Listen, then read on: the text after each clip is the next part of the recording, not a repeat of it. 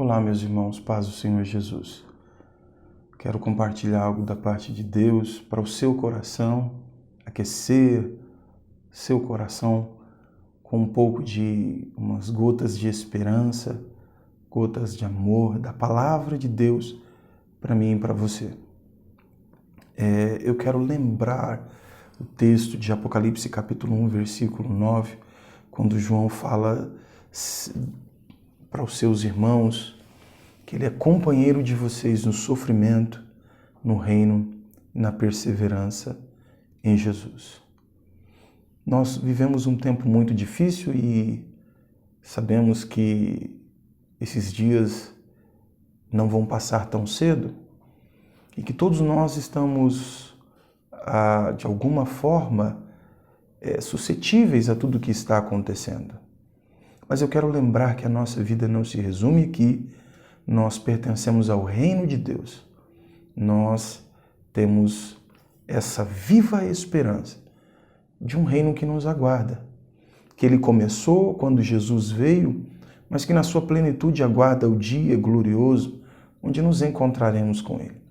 Enquanto isso, nós aguardamos, perseverando em Jesus.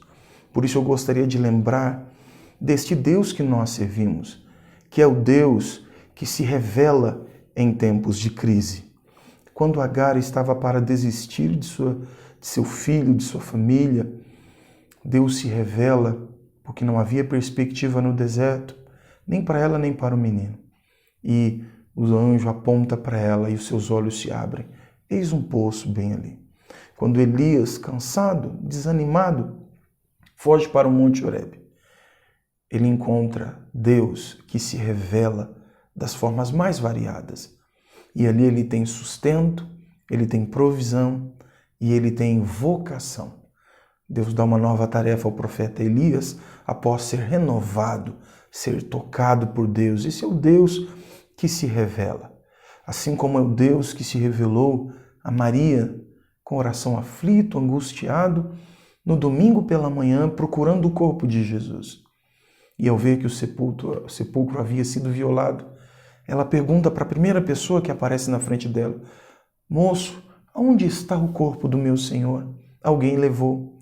Tamanho era o medo, tamanho era o desespero, que Maria não percebe que está diante do próprio Cristo. É o Deus que se revela nos momentos mais difíceis da nossa vida. Também é o Deus, meus irmãos, que levanta pessoas nos momentos mais difíceis da história. Diante de uma sociedade ímpia que não buscava o Senhor, que não queria Deus, Deus levanta Noé para proclamar a verdade.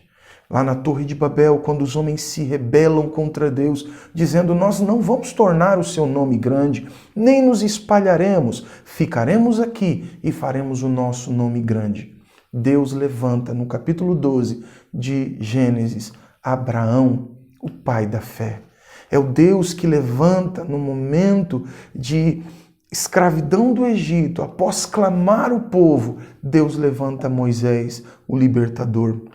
É o Deus que no tempo da fome do Egito levanta José, um presidiário, alguém que estava esquecido. Deus é o Deus que levanta pessoas e eu quero que você se lembre disso e que essa palavra toque o seu coração, que você seja levantado por Deus como alguém que pertence ao reino dos céus para proclamar Jesus, única e viva esperança dos homens. Deus é o Deus que cumpre o seu propósito, mesmo no tempo de crise. Assim foi no Egito, durante as pragas, Deus estava cumprindo o seu propósito.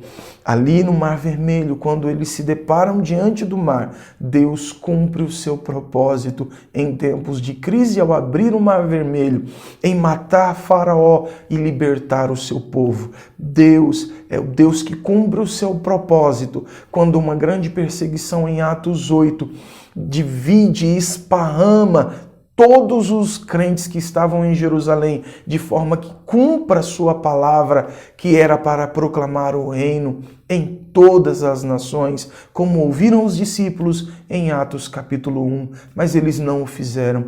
A crise é um momento também onde Deus cumpre o seu propósito. Foi numa grande crise da raça humana que na cruz do Calvário, parecendo o fim, parecendo a vitória de Satanás, Deus cumpre o seu mais supremo propósito, provendo redenção, provendo salvação a todo aquele que crê com o coração e que com a sua boca confessa que Jesus Cristo é o Senhor. Tempos de crise são momentos onde Deus se levanta, revela pessoas, Deus se revela, levanta pessoas e Deus cumpre o seu propósito. O reino de Deus não está parado, a agenda de Deus não sofre alterações por causa desta pandemia. Meus irmãos, lembre-se do que João disse na carta Apocalipse, capítulo 1, versículo 9. Sim, somos irmãos e companheiros no sofrimento, mas somos também irmãos e companheiros do reino que já vivemos e aguardamos a sua plenitude. E enquanto isso, somos irmãos e companheiros na perseverança em Cristo Jesus. É tempo de se voltar ao Senhor, é tempo de buscar a Deus, é tempo de ouvir o que Deus disse para Jeremias no capítulo 33, versículo 3. Jeremias, clama a mim e eu vou te responder e vou te anunciar, vou te falar coisas insondáveis, grandes e firmes que você não sabe. Enquanto nossa perspectiva estiver aqui para o que nós estamos enxergando, para o que nós estamos vivenciando, nós seremos como Abacuque no capítulo 1, que apenas pergunta e questiona: até quando, Senhor? Até quando o Senhor vai se manter desta forma distante? Parece que Deus é indiferente. Até quando? Mas quando nós clamarmos, Ele abrir os nossos olhos, dar-nos uma nova compreensão, mudar a nossa perspectiva de que o mundo não define, nem as situações que vivemos definem Deus, o seu caráter, o seu propósito, nem a minha e a sua história, porque estamos nas mãos de Deus. Quando isso acontecer, nós vamos fazer como Abacuque fez, deixar de questionar, deixar de estar desanimados. Nós vamos compreender e vamos louvar ao Senhor. Vamos cumprir com o propósito de Deus para minha, para a sua vida, para a nossa história, enquanto aguardamos Jesus e vamos cantar como Abacuque: ainda que a figueira não floresça, ainda que tudo caminhe de mal a pior, todavia me alegrarei no Senhor, o Deus da minha salvação. Um grande abraço, que essa palavra aqueça o seu coração, te anime a buscar ao Senhor, crendo que nos momentos de crise Deus se revela, Deus cumpre o seu propósito e Deus levanta pessoas. Um grande abraço, Deus abençoe, fique na paz do Senhor Jesus.